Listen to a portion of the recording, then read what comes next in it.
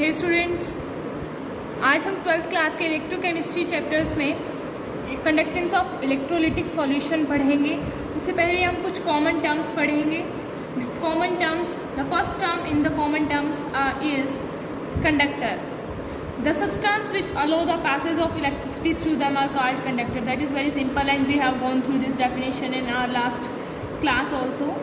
वो सब्सटेंस जो इलेक्ट्रिसिटी को पास करने देते हैं दैट आर कंडक्टर, और जो पास नहीं करते do not allow to the passage of electricity उनको कहते हैं इंसुलेटर या फिर non conductor. Conductors are of two types और we can say metallic conductor and electrolytes. Metallic conductor में वो होते हैं मेटालिक सब्सटेंस जो पासेज ऑफ इलेक्ट्रिसिटी अलाउ करते हैं और उनके अंदर कोई केमिकल चेंज नहीं आता उस इलेक्ट्रिसिटी के जाने की वजह से, उनको कहते हैं मेटालिक कंडक्टर। उन मेटल्स के अलावा जो कुछ मिनरल्स या कुछ ग्रेफाइट होते हैं जो कंडक्शन दिखाते हैं उनको कहते हैं इलेक्ट्रॉनिक कंडक्टर। फैक्टर्स कौन कौन से अफेक्ट करते हैं मेटालिक कंडक्टेंस को? एक तो नेचर कैसा है उस मेटल का, स्ट्रक्चर कैसा है उस मेटल का, उस मेटल के अंदर जो बैलेंस इलेक्ट्रॉन हैं उनके नंबर कितने हैं, और टेम्परेचर, किस टेम्परेचर पे हम रिएक्शन या फिर इलेक्ट्रिसिटी को उसमें से कंडक्ट करा रहे हैं। सेकेंड जो हमारा पार्ट है वो है मेटालिक कंडक्टर के बाद इलेक्ट्रोलाइट। वो सब्सटेंस जो इलेक्ट्रिसिटी को पास होने देते हैं इन मोल्टन स्टेट, सिर्फ मोल्टन स्टेट में ही या फिर एक्वस सॉल्यूशन में, और उनके अंदर क्या होता है after the passage of electricity they undergo chemical decomposition at the same time. उनके अंदर केमिकल डिकम्पोजिशन भी चलती रहती है। जैसे हमने ब्रिजेस पढ़े थे, कैथोड, एनोड, सोल्ट ब्रिज, इनमें क्या होता है केमिकल डिकम्पोजिशन भी साथ साथ चलती रहती है। अब electrolytes are of two type, strong electrolyte and weak electrolyte. Strong electrolyte वो होते हैं जो आयनाइज हो जाते हैं एक्वस सॉल्यूशन में ऑलमोस्ट कंप्लीट टाइप से, जैसे कि हम ले सकते हैं hydrochloride, hydrosulphuric acid, sodium hydroxide, potassium hydroxide. Salt होते हैं जैसे sodium chloride, potassium chloride, ammonium chloride, ये सब क्या होते हैं स्ट्रॉन्ग इलेक्ट्रोलाइट होते हैं। वीक इलेक्ट्रोलाइट में वो आते हैं जो आयनाइज होते हैं एक्वस सॉल्यूशन में टू स्मॉलर एक्सटेंट, स्ट्रॉन्ग में कम्प्लीटली आयनाइज हो जाते हैं, वीक में स्मॉलर एक्सटेंट तक ही आयनाइज होते हैं, एक लो डिग्री ऑफ आयनाइजेशन होती है, सिर्फ उस तक ही जाते हैं। कुछ एग्जाम्पल होते हैं वीक इलेक्ट्रोलाइट के, अमोनियम हाइड्रोक्साइड और एसिटिक एसिड भी होता है CH3COOH। डिग्री जो होता है आयनाइजेशन का एक वीक इलेक्ट्रोलाइट का इंक्रीज होता है डाइल्यूशन के साथ और अप्रोच करता है यूनिटी को। हाईएस्ट लिमिट होती है जो यूनिटी होती है इनफाइनाइट डाइल्यूशन पे, और ये कैसे चलता है ओस्टवाल्ड डाइल्यूशन लॉ एक होता है उसके अकॉर्डिंग्स में ही ये चलता है। इलेक्ट्रोलाइट्स के बाद अब नॉन इलेक्ट्रोलाइट्स कौन से होते हैं? नॉन इलेक्ट्रोलाइट्स वो सब्सटेंस जो इलेक्ट्रिसिटी को ना तो मोल्टन स्टेट में ना ही एक्वस स्टेट में, एक्वस सॉल्यूशन की स्टेट में पास नहीं करने दें इलेक्ट्रिसिटी को, that are known as non electrolyte, जैसे ethyl alcohol, sugar, glucose, glycerine etcetera.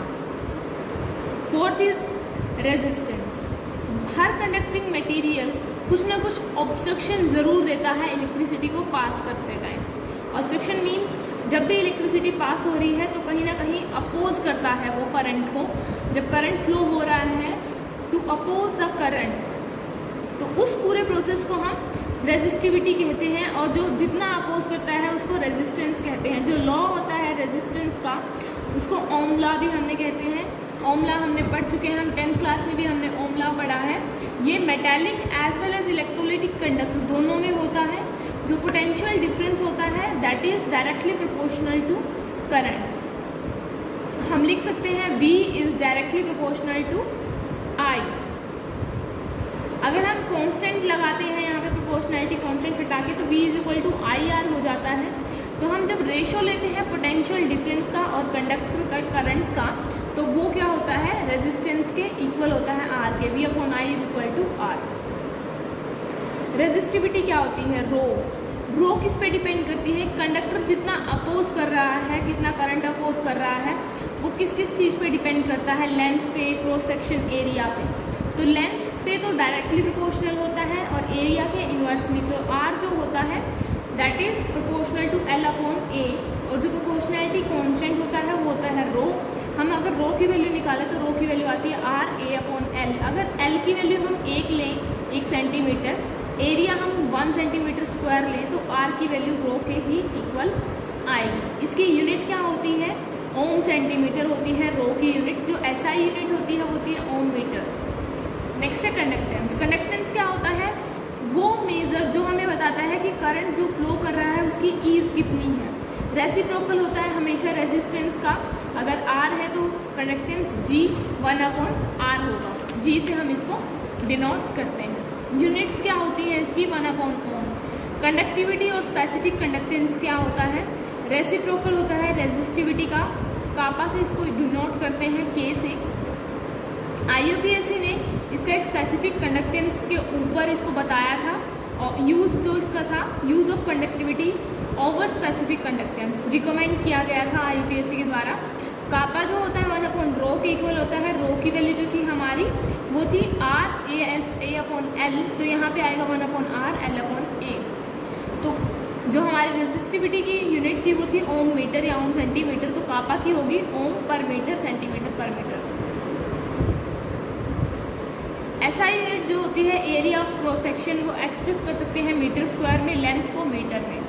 Conductivity कुछ सब्सटेंस की दी गई है 298 केल्विन पे, जैसे ग्लास की 1 × 10⁻16 है। टेफ्लॉन की भी सेम होती है, 10⁻18 आ जाता है। कॉपर ऑक्साइड की 1 × 10⁻7। कॉपर सिर्फ कॉपर की होती है 5.9 × 10⁻3। ग्रेफाइट की होती है 1.2 × 10⁻1। इलेक्ट्रोलाइटिक कंडक्शन को कौन कौन से फैक्टर अफेक्ट करते हैं। सबसे पहले नेचर ऑफ इलेक्ट्रोलाइट, जितने स्ट्रॉन्ग होंगे इलेक्ट्रोलाइट दैट मीन्स वो आयनाइज लार्ज एक्सटेंट पे होंगे, और जितने कम स्ट्रॉन्ग होंगे वो आयनाइज बहुत कम एक्सटेंट पे होंगे। जो वीक इलेक्ट्रोलाइट होते हैं, लो डिग्री ऑफ आयनाइजेशन होता है उनका, तो रिलेटिवली इलेक्ट्रिकल कंडक्टिविटी उनकी कम होती है। Size of ion and their solvation, ये किस पर डिपेंड करता है। सॉल्वेशन का मतलब होता है जो अट्रैक्टिव इंट्रैक्शन होता है हम दोनों के बीच में, किसी भी आयन के बीच में, सॉल्यूशन के, सॉल्वेंट के और इलेक्ट्रोलाइट के। जितना चार्ज डेंसिटी ज़्यादा होगा आयन उतने ही एक्सटेंस ऑफ सॉल्वेशन तक जा सके। नेचर पे कैसे डिपेंड करता है, जो पोलर सॉल्वेंट होते हैं उनका लार्जर आयनाइजेशन होता है, और जो विस्कोसिटी है वो हमेशा क्या होता है, अगर लार्जर विस्कोसिटी होगी तो सॉल्वेंट लोअर होगा आयनिक मूवमेंट में। कंसंट्रेशन ऑफ सॉल्यूशन क्या होता है, जितनी ज़्यादा कंसंट्रेशन ऑफ सॉल्यूशन होगी स्मॉलर उसकी कंडक्टिविटी होगी। वीक इलेक्ट्रोलाइट क्या होगा, स्मॉलर एक्सटेंट तक जाएगा, और कंसंट्रेटेड सॉल्यूशन में स्ट्रॉन्ग इलेक्ट्रोलाइट आयनाइज करेगा लार्ज एक्सटेंट। टेम्परेचर पे कैसे डिपेंड करते हैं, इंक्रीज अगर हम टेम्परेचर को करते हैं तो आयनाइजेशन भी इंक्रीज होगा और मूवमेंट ऑफ आयन भी इंक्रीज होता रहता है साथ साथ। नेक्स्ट है इंपॉर्टेंट पॉइंट होते हैं इनके बीच में डिफरेंस में, इलेक्ट्रोलाइटिक और मेटालिक कंडक्शन में। इलेक्ट्रोलाइटिक और मेटालिक कंडक्शन में क्या क्या डिफरेंस है। मेटालिक के अंदर जो है मूवमेंट ऑफ इलेक्ट्रॉन से होता है, इलेक्ट्रोलाइटिक में मूवमेंट ऑफ आयन से। इसमें कोई चेंज नहीं आता, इसमें केमिकल चेंज आता है। ये इन्वॉल्व करता है ट्रांसफ़र ऑफ मैटर, ये transfer of matter as ions. Resistance जो होता है मेटल का वो ड्यू टू ऑब्स्टेकल होता है, जो ऑब्स्टेकल उसके बीच में आती है। ये रेजिस्टेंस में इंक्रीज दिखाता है, ये डिक्रीज दिखाता है। कंडक्टिविटी हाई होती है और इसमें लो होती है। मोलर कंडक्टिविटी के कुछ जैसे एग्जांपल है ऑफ इलेक्ट्रोलाइटिक सॉल्यूशन ये है। सबसे पहले मोलर कंडक्टिविटी क्या होती है। कंडक्टेंस ऑफ सॉल्यूशन जब इलेक्ट्रोड के बीच में रखा जाए एट यूनिट डिस्टेंस अपार्ट, और उनका जो एरिया ऑफ क्रॉस सेक्शन होता है वो इतना होना चाहिए कि उनके बीच में सफिशेंट वॉल्यूम हो सॉल्यूशन की, और वो 1 मोल ऑफ इलेक्ट्रोलाइट को कंटेन कर रहा हो। इसको सिंबल होता है इसका ये, और इससे ही इसको हम डिनोट करते हैं। कंडक्टिविटी के कापा और मोलर कंडक्टिविटी ये होता है। तो अगर हम वॉल्यूम V सेंटीमीटर क्यूब लेके चलते हैं तो हमारा जो कापा होता है वो x/V आता है, जहाँ पे हमने कंडक्टिविटी जो मोलर कंडक्टिविटी है उसको x मान लिया है। ऐसे ही हम यूनिट्स में निकाल सकते हैं volume of solution SI units में, और यूनिट्स इसकी, ये तीनों हम आराम से डिराइव कर सकते हैं इनकी वैल्यू पुट करके, और इससे हमारी यूनिट्स भी डिराइव हो जाएंगे। वॉल्यूम ऑफ सॉल्यूशन की, volume of solution containing 1 mole of electrolyte, ये सब हम डिराइव कर सकते हैं। Experimental measurement of electrical conductivity क्या होता है। अरेंजमेंट करते हैं जब हम व्हीटस्टोन ब्रिज का अरेंजमेंट कैसे करते हैं। रेजिस्टेंस जो होता है इलेक्ट्रोलिटिक सॉल्यूशन का उसको मेज़र ही व्हीटस्टोन ब्रिज की हेल्प से करते हैं। जो कंडक्टिविटी सेल होता है उसके अंदर इलेक्ट्रोलाइट होता है 1 आर्म ऑफ व्हीटस्टोन ब्रिज। ये 1 आर्म इलेक्ट्रोलिटी कंडक्टिविटी सेल बन जाता है। नल पॉइंट यहाँ पे होता है, null point detector R1, R3, R4 ये हमारे होते हैं। जो R2 होता है वो यहाँ लगा होता है कंडक्टिविटी सेल के अंदर। जो ये होते हैं ब्लैक होते हैं, ब्लैक कोट करके रखते हैं इनके ऊपर, जिससे कि फाइनली प्लेटिनम इनके ऊपर डिवाइड हो जाती है। जो डिपॉजिट होता है उसे इलेक्ट्रोड जो होता है उनका सरफेस हमें लार्ज मिलता है, और इसी की वजह से जो साउंड होता है नल पॉइंट डिटेक्टर में वो शार्प होता है। साउंड शार्प होना चाहिए और वो नल पॉइंट डिटेक्टर में हमें शार्प साउंड ही मिलता है। जो सेल होता है उसको थर्मोस्टेट में रखते हैं। ये थर्मोस्टेट हमारा होता है, इसके बीच में हम इसको रखते हैं। क्यों रखते हैं? ताकि हमारा जो टेम्परेचर है वो कांस्टेंट रहे और जो कंडक्टेंस है वो चेंज करे, टेम्परेचर के साथ ही चेंज करे। जब कनेक्शन कर देते हैं तो उसके बाद हमारी कुछ एनर्जी फ्रीक्वेंसी रेंज होती है, वो फ्रीक्वेंसी रेंज इतनी रखनी पड़ती है हमें 1500 से 3000 के बीच में। हमें ये नोट करना होता है जो डायरेक्ट करंट हम यहाँ पे यूज़ नहीं कर सकते। इससे क्या होगा, अगर हम डायरेक्ट करंट यूज़ करेंगे तो इलेक्ट्रोलिसिस हो जाएगा और कंसंट्रेशन भी चेंज हो जाएगी। जो रेजिस्टेंस है R1, R3, R4 इनको एडजस्ट करते हैं कि नल पॉइंट मिल जाए हमें, और जो R1/R2 है उनका रेशो हमेशा R3/R4 के ही इक्वल होता है। अगर हमें R2 की वैल्यू निकालनी है तो R1 R4/R3 के इक्वल ही वो आएगी। हम कैलकुलेशन कैसे करते हैं इसकी, कापा को हम 1/R लेते हैं, L/A, और हमें पता है जो रेजिस्टेंस जो होती है कंडक्टेंस का हमेशा रेसिप्रोकल होती है, G का रेसिप्रोकल, तो 1/R would be equal to G। तो सेल कांस्टेंट G/R अगर हम लेंगे तो कापा हमारा G × G बार के इक्वल ही आएगा। डिटर्मिनेशन कैसे करते हैं, हम डिटरमाइन कैसे करते हैं G का? सेल कांस्टेंट जो होता है कंडक्टिविटी अपॉन कंडक्टेंस लेते हैं हम। कंडक्टिविटी की वैल्यू अगर हम यहाँ पे ये ले रहे हैं, ये है हमारा पोटेशियम क्लोराइड के केस में 0.012886/X। तो हमारी कुछ समरी भी बन जाती है यूनिट के लिए, सम कॉमन प्रॉपर्टीज़ जो हमने अभी भी पढ़ा। रेजिस्टेंस की होती है यूनिट ओम, रेजिस्टिविटी ओम सेंटीमीटर, ओम मीटर भी लिख सकते हैं। सेल कांस्टेंट पर सेंटीमीटर पर मीटर, ओम पर मीटर। यहाँ पे कंडक्टिविटी पर ओम पर सेंटीमीटर। ऐसे ही हम इक्विवेलेंट कंडक्टिविटी और मोलर कंडक्टिविटी के लिए लिख सकते हैं। ये हमारे कुछ फॉर्मूले हैं जो हमने अभी पढ़े। अगर हमें रेजिस्टिविटी निकालना और हमें इलेक्ट्रोलाइट की जो वैल्यू है रेजिस्टिविटी दी हो 0.8 मोल सॉल्यूशन में, और हमें मोलर कंडक्टिविटी निकालनी है, तो हम कापा से और मोलर कंडक्टिविटी भी उसकी फाइंड आउट कर सकते हैं। जो हमारे फॉर्मूले हैं, इन प्रॉब्लम्स को हम इन फॉर्मूले की हेल्प से आराम से शेयर कर सकते हैं। जो हमारे आंसर हैं वो यहाँ पे दिए गए हैं। तो नेक्स्ट जो हमारा टॉपिक है variation of conductivity and molar conductivity with concentration. जो वेरिएशन होती है कंडक्टिविटी की वो कंसंट्रेशन के साथ कैसे होती है। कंडक्टिविटी और जो कंडक्टेंस की जो हम करते हैं, कंडक्टिविटी हमेशा डिक्रीज़ होती है जब डाइल्यूशन इंक्रीज़ होता है। मोलर कंडक्टिविटी जो होती है उसमें हमें एग्जामिन करनी पड़ती है, वैल्यू वेरी करती है वो हमेशा, कोई वैल्यू बढ़ती है कोई वैल्यू घटती है। जैसे स्ट्रॉन्ग इलेक्ट्रोलाइट की है वो लार्जर होती है, मोलर कंडक्टिविटी जो इंक्रीज़ होती है डाइल्यूशन के साथ, और जो रिलेटिव इंक्रीज जो होता है वो क्वाइट स्मॉल होता है।